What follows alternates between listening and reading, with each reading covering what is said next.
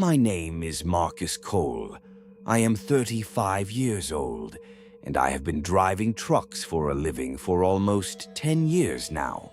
I want to tell you about 3 nights. 3 separate experiences stretched across different jobs and different states over the past several years of my life. None of them are connected. None of them involve the same people or the same roads. But they are all connected in one way. Each one left something behind in me that does not go away. A feeling I carry into every drive I take now. A kind of low-level awareness that I did not have before. I am a logical person. I do not lean toward the dramatic. I have spent hundreds of nights alone on dark highways, and the vast majority of them were just long and quiet and boring. So when I tell you that certain things got under my skin and stayed there, I am not saying that to set up a story. I am saying it because it is true. The first one happened 3 years ago, February 2nd, a Monday night, cold week in Kansas. I was working for a warehouse company at the time, doing overnight shipments across the state. It was the beginning of the work week, and a backlog of loads had built up over the weekend. My supervisor wanted them cleared fast. I started my run at 3 in the afternoon with the intention of reaching the destination that same night. No layovers, no pulling off somewhere to sleep in a rest stop. Just drive and deliver and get back. The destination was on the other side of the state, about a 4-hour drive under normal conditions. I figured if I pushed a little, I could get there by midnight or 1 in the morning, get the load offloaded, and find a motel. The first few hours were straightforward. I took the interstate for most of it, and there was still some traffic. Truckers, a few passenger cars, a lot of empty lanes. The cab heater was working.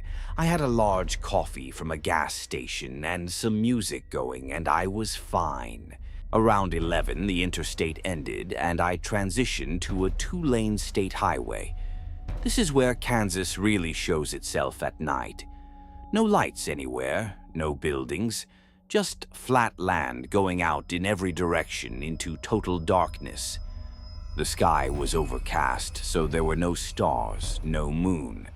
Just my headlights on the road and nothing else. The fatigue started around midnight. Not the kind of tired where you yawn and stretch and feel a little sluggish. This was the deep kind, the kind that gets behind your eyes and makes them feel like they have weight in them. I had been on the road for about 9 hours at that point. My body had decided it was done regardless of what my plans were. I checked the GPS. The destination was 43 minutes away. I told myself that was nothing. Less than an hour. I could do 43 minutes standing on my head. I poured some water into my palm from my bottle and rubbed it on my face. Wet my eyelids. That helped for maybe 2 or 3 minutes. The heaviness came back. I turned the music up louder, put on something with a fast tempo, rolled the window down a crack even though it was cold outside, and let the air hit my face. Small tricks. The kind of things every driver does when they are pushing past the point where they should be pushing. I was doing about 5 over the speed limit, which is fast for a loaded semi, and the road ahead was completely empty. No tail lights in front of me, no headlights coming the other way. Nothing but the beams cutting out ahead and the black all around them.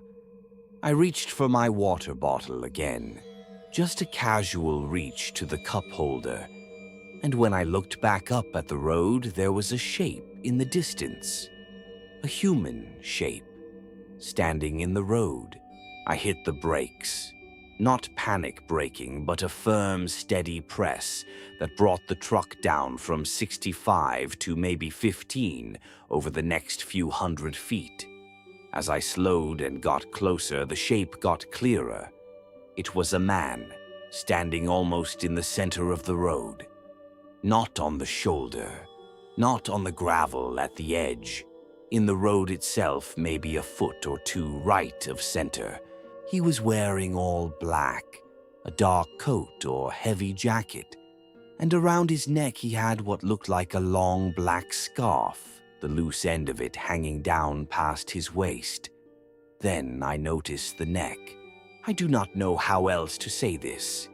His neck was long, not a little long, noticeably proportionally wrong. The distance from his collar to his jaw was too much, and the scarf wrapped around it made it even more obvious because you could see where the dark fabric ended and the skin began. I know how that sounds. I know it sounds like I am adding detail to make the story creepy. But that is what I saw, and that is what I noted in the moment. His face I could not make out. We were still a good distance apart. He was backlit by nothing but darkness, and my headlights were at a low angle coming from the cab. I could not see features. The truck slowed to nearly a stop, maybe 15 feet from him. I sat there for a second or two, both hands on the wheel, just watching him. I was about to roll down the window. My instinct was to ask if he needed help, a ride, directions, whatever. That is what you do when you find someone standing alone in the road at 1 in the morning. But before I did anything, he turned to his left, slowly, calmly, like someone who had been waiting and now decided the wait was over. He stepped off the road and walked into the field on the right side. In 3 or 4 steps, he was swallowed by the darkness and gone. I sat there for a moment. Then I pressed the gas and kept going. I told myself it was someone with car trouble, someone walking to a gas station. People walk on rural roads at night. It is unusual, but it happens. There were explanations, normal ones. But the neck, I could not stop seeing the neck. It was about 20 seconds later that my heart actually started hammering, like the fear had been queued up waiting for my brain to finish processing, and when it finally did, the adrenaline hit all at once. I gripped the wheel tight and checked my mirrors. Nothing behind me. The road was empty in both directions. I kept driving. 5 minutes passed. The adrenaline was fading. I was almost back up to cruising speed. My breathing had evened out. I was telling myself the story of why that was a normal thing to see on a rural highway in Kansas at 1 in the morning, and I was almost convincing myself. Then something ran across the road in front of me. Not walked, ran. From left to right, into the beam of my headlights and out the other side in under 2 seconds. It went into the tree line on the right. I did not brake. I pressed harder on the gas because whatever that was had moved fast. It moved upright, leaned forward, arms going, like a person running hard, not jogging, running. The way someone runs when they are trying to get somewhere before something changes. I turned the music up to full volume. I checked my mirrors. I looked at the GPS. 31 minutes. I tried to think about deer, about people who run at night for exercise in strange places, about the tricks tired eyes play. I built a list of rational explanations, and I worked through each one carefully. But the gut does not respond to lists, and mine was saying something different. I drove hard for another 15 minutes. The road stayed empty. Nothing on the shoulder, nothing in the fields. I was starting to feel like I had made it past whatever that was. Then the fatigue came back, and it came back harder than before, like it had been waiting for the adrenaline to wear off. My eyes started closing. I caught myself drifting into the oncoming lane and corrected. I drifted again 2 minutes later. That was it. That was my body sending the final signal. You are going to kill yourself or someone else if you do not stop this truck right now. I started looking for somewhere to pull off. On a 2-lane highway in rural Kansas. At 1:30 in the morning, the options are not great. No rest stops, no truck stoplights in the distance, just road and field. But eventually, the headlights caught a gravel pull-off on the right shoulder. A small, flat, cleared area, big enough for the truck, probably used by road crews or farmers. I did not care what it was for. I swung the truck in, killed the engine, and leaned back in the seat. I set an alarm for 45 minutes, enough time to take the edge off and then finish the last stretch. I was asleep almost immediately. I do not know exactly how long I slept. I know it was less than 45 minutes because the alarm had not gone off when I woke up. I just came awake, eyes open, completely alert. The way you wake up sometimes when something has interrupted your sleep, but you do not know what it was. My first thought was that I had heard a sound, something outside the truck, but sitting there in the dark cab I heard nothing. Just the wind against the windows, just the tick of the engine cooling. I sat up and looked through the windshield. The road was dark. The fields on both sides were dark, nothing moving anywhere that I could see. And then it hit me, that feeling. The one that does not come from your thinking brain, the one that is older than thinking, the one that just says wrong. Something is wrong right now. I do not know why I listened to it. I have questioned that moment 100 times since.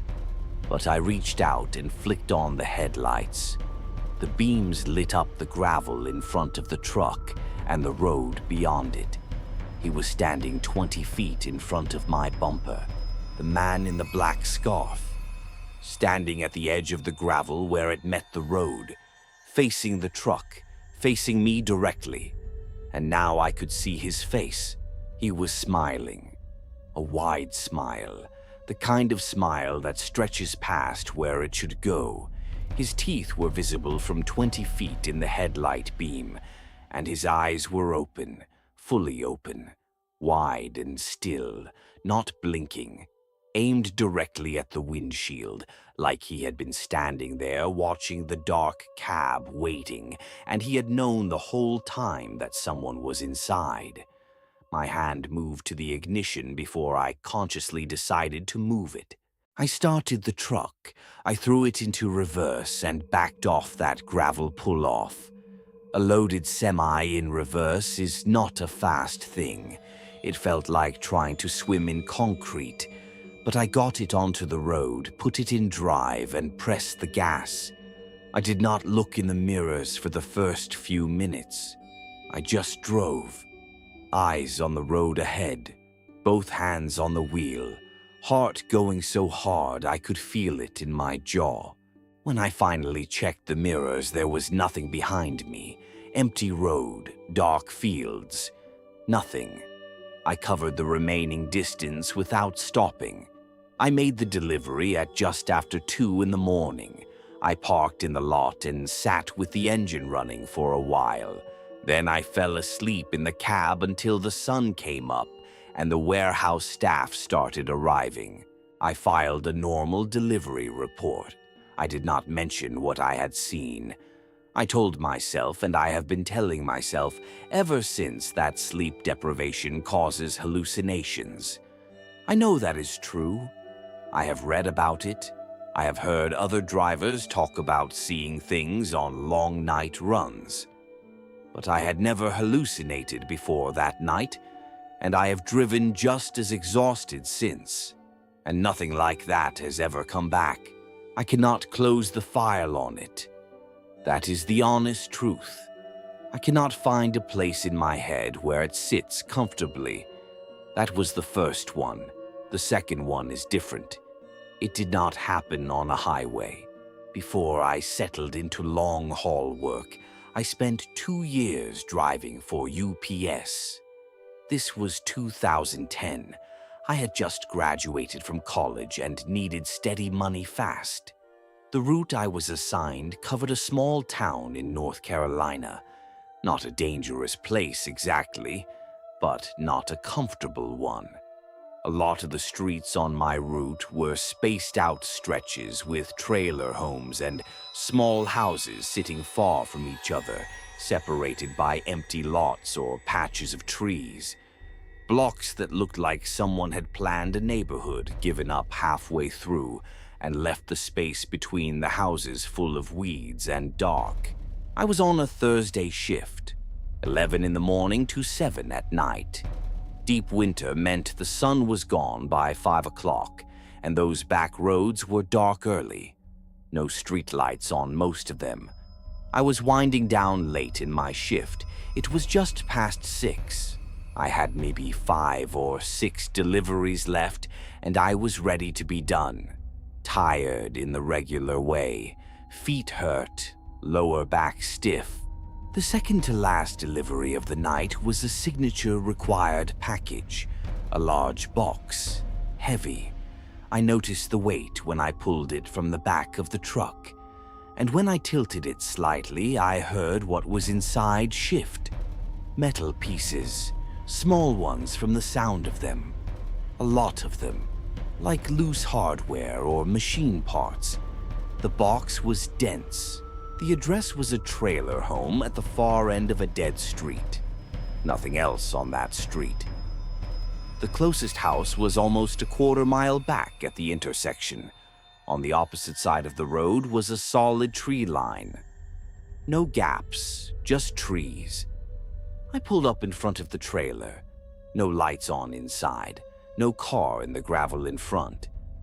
I thought maybe I had gotten lucky and nobody was home, and I could tag it as attempted delivery and come back tomorrow in daylight. Except for the signature requirement. That meant I had to try. I got out, carried the box to the door, knocked. Nothing. I knocked again, louder. Then the curtain on the window next to the door moved, just slightly. The edge lifted and dropped back into place. Someone was in there. I called out. Said UPS, said there was a package that needed a signature, said I would come back if this was a bad time. I heard footsteps, slow and deliberate. They came toward the door and stopped right behind it. And then there was a pause. A long pause that did not make sense. The kind of pause that says someone is on the other side of that door making a decision. Not looking for their wallet or finishing a conversation. Making a decision. The door cracked open. An older woman. Thin and pale. Maybe mid-60s. She looked like she had not slept in 2 days. Her eyes were moving fast when she opened the door. Not looking at me directly. Looking past me. Down the driveway to the street. Then to the tree line across the road. Then briefly at me. I held out the signature device and told her I had a package. She opened the door fully and took the device. She signed it, fast, messy, the kind of signature that barely counts as one. She handed it back and stepped aside to let me bring the box in. Then she said she needed me to carry it to her room in the back. Normally, I would have said no. That is outside what I am supposed to do. But she was small and the box was genuinely heavy, and I told myself it would take less than a minute. I stepped inside. The smell was the first thing. Every house has a smell, and this one was bad. Close and stale, and underneath the stale there was something else I could not identify. Not food going bad, not animal. Something that sat in the back of my throat and made me want to breathe through my mouth. Wrong is still the only word I have for it. The living room was small. A worn couch, a lamp with a dim yellowish bulb that barely pushed light out past itself. The television was off. There was a thin layer of something on every surface. Not dirt exactly, just a quality of being lived in hard and cared for not at all. She led me down a hallway, narrow. I had to turn the box sideways to get it through without catching the walls. She stopped at a door on the left side and pushed it open. Said the box goes in the closet at the back. I looked into the room. Dark. No light switch lit from what I could see. The only light was the dim glow from the lamp in the living room, filtering down the hall and barely touching the doorway. I asked her to turn on the light. She said the light did not work. I stood there for a moment, box in my arms, looking into a room I could not see properly. Every instinct I had was firing at once, not screaming. Just a steady, even signal that said, "Do not go in there." I went in anyway. I moved slowly. My eyes adjusted just enough to make out shapes. A bed on the right side, a low dresser, the closet door at the back of the room standing open. I was about 4 feet from the closet when I saw the shape.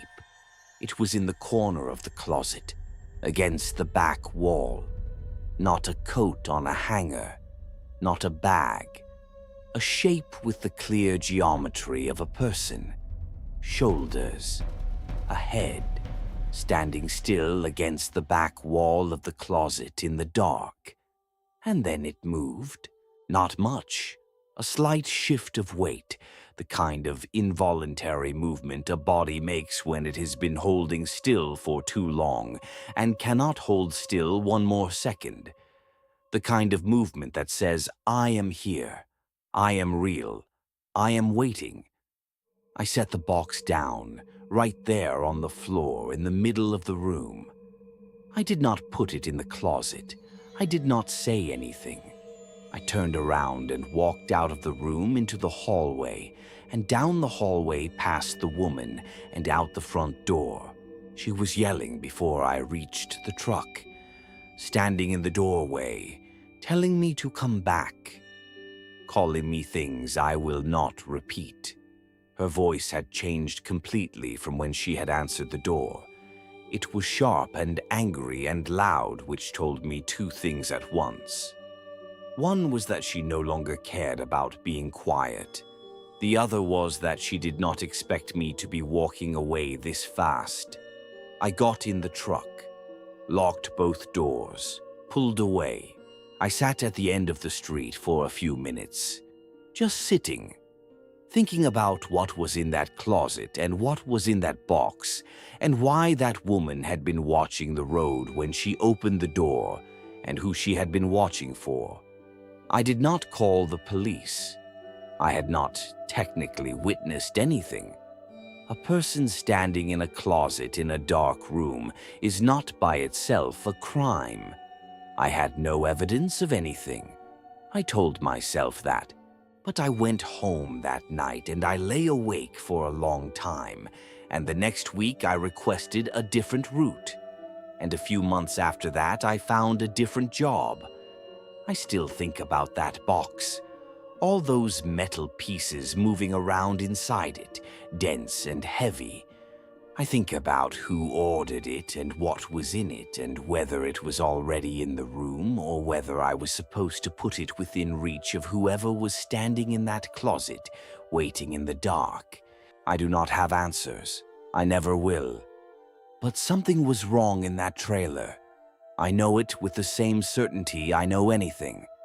The third story is the one that involved a 911 call and a pool of blood on a concrete floor. I was back to long haul by this point. Different company. I had done a delivery run out to Southern California, and I was making the return trip home. The route took me through the Mojave Desert at night. If you have ever driven through the Mojave in the dark, you know what it is like. Long, straight roads, flat land going out forever in every direction. Almost no traffic after 10 at night. No towns for stretches of 30 or 40 miles. No lights anywhere except your own. I had been driving since early afternoon, and it was well past midnight when I came around a long bend and saw the hazard lights. An older Chevy Impala, parked on the right shoulder, dark-colored black or very deep blue, hazards blinking amber in the dark, just sitting there alone on the side of the road in the middle of the desert. I slowed and pulled up behind it. I do not always stop for cars on the side of the road, but out here you do. Cell service is almost non-existent in stretches of the Mojave. If someone breaks down, they could be waiting for hours before another vehicle comes by. It is just the code. You stop. I got out and walked up to the driver's side, knocked on the window. Nothing. No movement inside, no response. I bent down and looked through the glass, tinted but not too dark. The driver's seat was empty, passenger seat empty. I checked the back. Empty. No one in the car, not even a bag or a jacket on the seats. Just an empty car with its hazards on in the desert in the middle of the night. I straightened up and looked out at the desert around me. The road cut straight in both directions. Flat, empty land on both sides fading into darkness, maybe 20 yards out. I went back to my truck and got the flashlight from the toolbox under the passenger seat.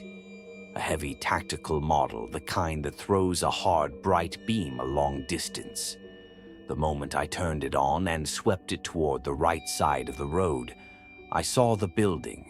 It was set back from the road maybe 50 feet. An old gas station.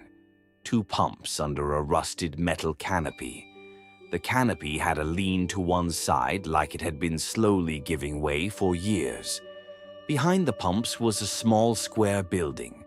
1 story, no lights anywhere. The fill-up area was dirt rather than concrete. The pumps were old enough to have no digital displays, abandoned for a long time, long enough that the desert had started to reclaim the edges of it.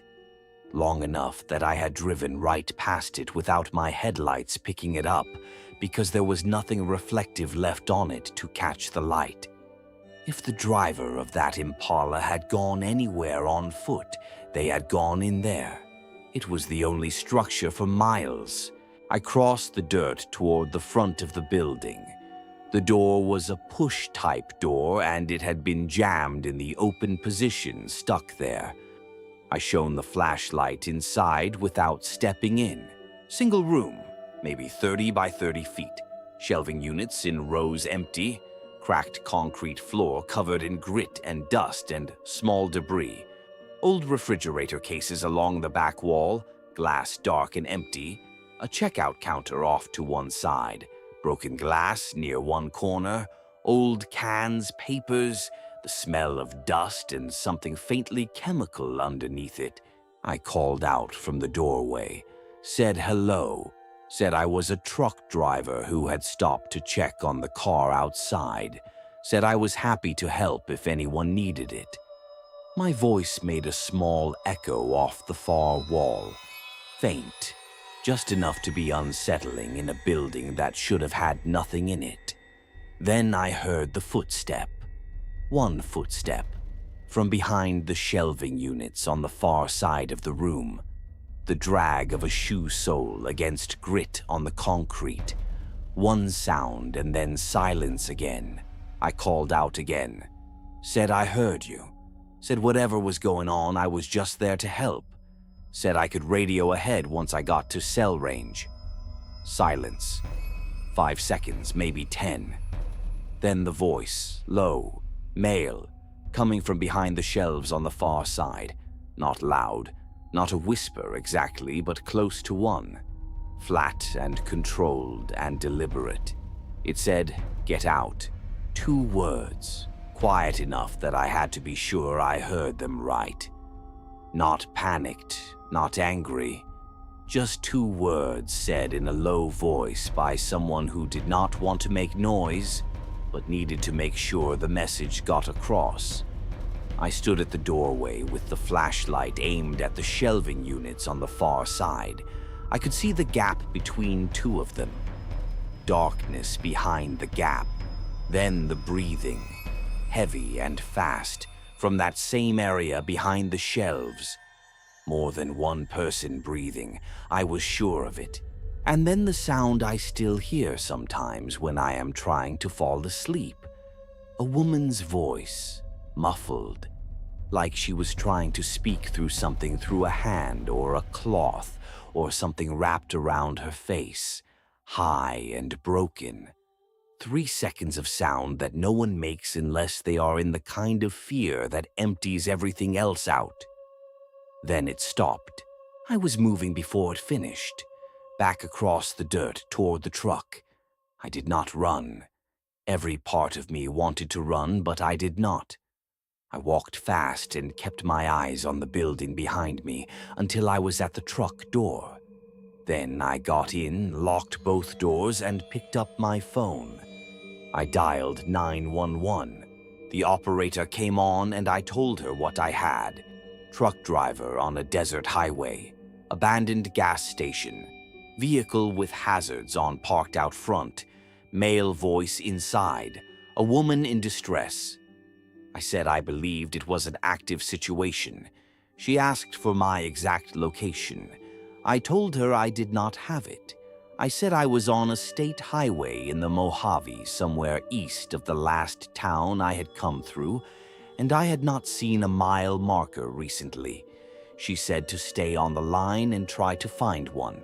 Then the Chevy started. Right in front of me. Engine on, headlights on, and it pulled off the shoulder and onto the road and accelerated hard. It went from 0 to highway speed in seconds. The taillights got small and disappeared. I had not seen anyone approach the car. I had been on the phone with my eyes on the building, and somehow in that darkness, someone had walked from that building to the car and gotten in and driven away without me seeing them. I told the operator the car was moving. Eastbound, black Chevy Impala, early 2000s. I did not have a plate number. I had not thought to look. She asked if I was willing to go back into the building to check on any remaining occupants. I told her I was going. I crossed the dirt again, slowly, calling out as I approached. No one in the doorway. I stepped inside and shone the light across the room, past the shelving, to the back section. On the floor behind the shelves there was a pool of blood. Not old, not dried, fresh blood on gray concrete, dark red, almost black at the edges where it was starting to dry, the size of a large dinner plate, maybe bigger. No body, no one in the room, just the blood and the smell of dust and the sound of wind coming through the jammed open door. I walked back to the truck and told the operator what I had found. She instructed me to stay at the scene. 4 state trooper vehicles arrived in under 25 minutes. They cleared the building, documented the blood, photographed the car's tire tracks in the dirt, where it had pulled off and back onto the road. They took my statement. They asked for everything I could give them. The make and model of the car, the direction it had gone, the voice, the description of the woman's sound. One of the troopers asked me what I thought had happened. I told him I did not know, but I told him what the scene looked like to me. A car parked with the hazards on as a way of drawing someone to stop. Someone designed to look like they needed help. And whatever had been happening inside that building when I walked in had not been a voluntary situation for the woman involved. He did not confirm or deny anything. He thanked me for my cooperation. I never heard back from them. No follow-up call, no case number, nothing. I searched the news for several days after. I found nothing that matched what I had reported. No arrest, no missing person case that fit. Nothing. That silence is the thing I find hardest to sit with. Not the blood, not the voice saying, "Get out." The fact that it just ended with nothing. Like whatever happened in that building went back into the dark and stayed there. The week I got home from that trip, I had a dash cam installed. Front and rear. High resolution. Both units running the moment the engine turns on. I keep my phone on a mount now. I keep a second phone charged in the toolbox. I check my mirror every few minutes on night runs in the way that has become automatic, the way you check a wound that is healing to make sure it is still okay. I still do the job. I still take the night runs. The roads are still mostly just long and dark and quiet and nothing happens. But I know now what I did not fully understand before. That the dark on either side of those headlights is real, that it contains real things, and that some of those things do not want to be seen until it is already too late for you to do anything useful about it. I check my mirrors. I slow down for anything on the road. I do not pull off in unlit areas unless I have no choice. And if I do pull off, I leave the engine running and I do not turn the lights off. Because that man with the smile was 20 feet from my bumper when I turned the headlights on. Not further, 20 feet. Whatever he was doing out there in that Kansas field in the middle of the night, he had found my truck. He had stood in the dark in front of it and waited. And I had been asleep on the other side of a single pane of glass the whole time. Check your back seat before you get in your car tonight. Lock your doors when you park somewhere unfamiliar. And if something in your gut tells you to turn the lights on, turn the lights on. Do not wait to find out why.